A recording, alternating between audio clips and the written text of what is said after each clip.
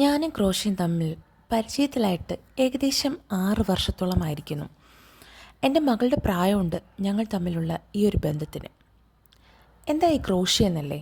ഇപ്പോൾ ഇൻസ്റ്റയിലും FBയിലും ഒക്കെ നിറഞ്ഞു നിൽക്കുന്ന ഒരു താരം കണ്ടിട്ടില്ലേ? ഒരു കെട്ട് നൂലും ഹൂക്കും കൊണ്ടുണ്ടാക്കുന്ന ഒരു വിസ്മയ ലോകം. മേൽപ്പറഞ്ഞ ഹൂക്കും നൂലും ഉണ്ടെങ്കിൽ ഈ ലോകത്തെ എന്തും സൃഷ്ടിക്കാം. അതാണ് ക്രോഷ്യ. എൻ്റെ പുത്രി ഒരു കോവിഡ് ബേബിയാണ്. എനിക്ക് പ്രത്യേക ദിവസങ്ങളിൽ ഗിഫ്റ്റ് കൊടുക്കുന്നതും ഓർമ്മയ്ക്കായി എന്തെങ്കിലുമൊക്കെ ചെയ്തു വെക്കുന്നതും ഭയങ്കര ഇഷ്ടമാണ്.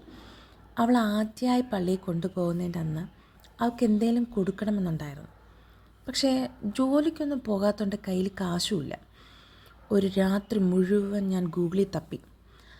അങ്ങനെ കണ്ടെത്തിയൊരു മാർഗമാണ് ക്രോഷ്യ.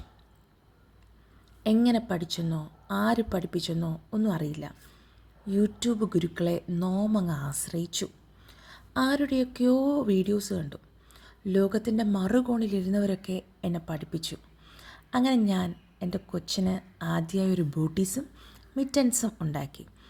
പിന്നെ അത് ടവലായി, ഫ്രോക്കായി, റോംബറായി, പിന്നെ വെളിയിലൊക്കെ ചെയ്തു കൊടുക്കാൻ തുടങ്ങി. അമി ഗുരുമി ചെയ്യാൻ തുടങ്ങി. ഇപ്പോഴത്തെ ജീവിതത്തിൻ്റെ വേറൊരു വഴിത്തിരിവിൽ ഞാൻ എത്തി നിൽക്കുന്നു. ക്രോഷ്യയുടെ ഓഫ്ലൈൻ ക്ലാസ് എടുക്കാനായി പോകുന്നു. നാളെ ക്രിസ്താശ്രമത്തെ വച്ചൊരു ക്ലാസ് നടത്തുന്നു. ഈ അവസരത്തിൽ ഓർക്കാതിരിക്കാൻ പറ്റാത്ത 2-3 പേരുണ്ട് കേട്ടോ. ഓഫ് കോഴ്സ് ആദ്യത്തെ ആൾക്കാർ അപ്പനും അമ്മയും. ഇങ്ങനെ ഒരു ഐറ്റം ചെയ്യാൻ പോകാണ് എന്ന് വീട്ടിൽ പറയുമ്പോൾ മോൾക്ക് ഏകദേശം 30 ദിവസം മാത്രമേ പ്രായമുള്ളൂ. അപ്പനും അമ്മയും കൂടി പോയാണ് ആദ്യമായി സാധനങ്ങൾ വാങ്ങി വരുന്നത്. അവരുടെ കൈപ്പുണ്യം കൊണ്ടാകും. ജോലി തിരക്കൊക്കെ കാരണം പലപ്പോഴും വേണ്ടെന്ന് വെച്ചതാണ്. അങ്ങനെ വേണ്ടെന്ന് വെച്ചപ്പോഴൊക്കെ ഇതെന്നെ അന്വേഷിച്ചു വന്നു. ഇന്നേ വരെ എനിക്കതിനൊട്ടും കളയാനും പറ്റിയിട്ടില്ല. പിന്നെ ഷിജി ചേച്ചി, ഞാൻ ഇതിനു മുന്നേ ഷിജി ചേച്ചിയെ പറ്റി പറഞ്ഞിട്ടുണ്ട്. എന്നെ വിശ്വസിച്ച് എൻ്റെ ആദ്യമായി ക്രോഷ്യ ഐറ്റംസ് വാങ്ങിയിട്ടുള്ളത് ചേച്ചിയാണ്. അന്ന് വിൽക്കാൻ അറിയില്ല, ഇതിന് വിലയിടാനും. അതുകൊണ്ട് ചേച്ചിക്ക് ഫ്രീ ആയി ചെയ്ത എന്നോട് അങ്ങനല്ല, നീ ചെയ്തതിനൊരു കൂലി പറയണം എന്ന് നിർബന്ധിച്ച് കാശ് തന്ന ആളാണ്. എൻ്റെ ആദ്യമായി കാശിന് ക്രോഷ്യ സാധനം വാങ്ങിയ ആൾ ചേച്ചിയാണ്. എനിക്ക് ഇതിലെ ഒരു വഴിയുണ്ടെന്ന് കാണിച്ചു തന്ന ആൾ. മൂന്നാമത് അശ്വിൻ ചേട്ടനാണ്. മുന്നേ പരിചയമുള്ള ആളാണ്.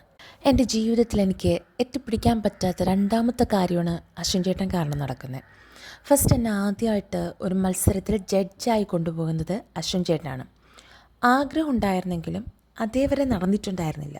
ഇപ്പോഴത്തെ ഇതും അശ്വിൻ ചേട്ടൻ്റെ മകളുടെ ബാപ്റ്റിസത്തിന് എന്നെ കൊണ്ട് ക്രോഷ്യ ചെയ്യിച്ചു. ഒരു 3-4 വർഷം വരും.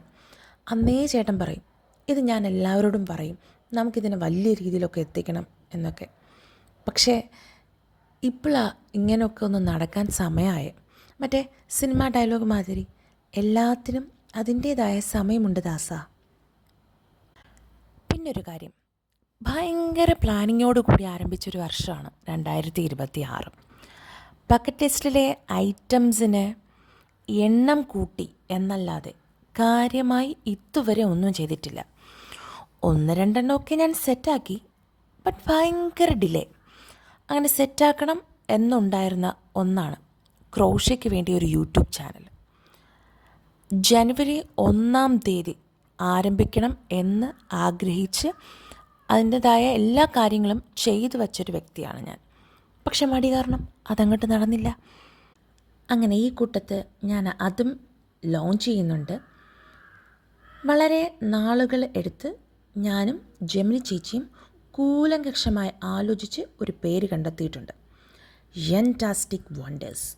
അങ്ങനെ റോഷ്നീസ് ക്രോഷ്യേറ്റ് ഇനി മുതൽ യൻറ്റാസ്റ്റിക് വണ്ടേഴ്സ് എന്ന പേരിൽ അറിയപ്പെടും. ഇതൊരറിയിപ്പായി കണ്ട് ഇനിയുള്ള എൻ്റെ യാത്രയിൽ ഒപ്പമുണ്ടാകുമെന്ന വൻ പ്രതീക്ഷയോടെ പുതിയ സംരംഭത്തിലേക്ക് ഞാൻ കാലെടുത്ത് വയ്ക്കുകയാണ്. നന്ദി, നമസ്കാരം.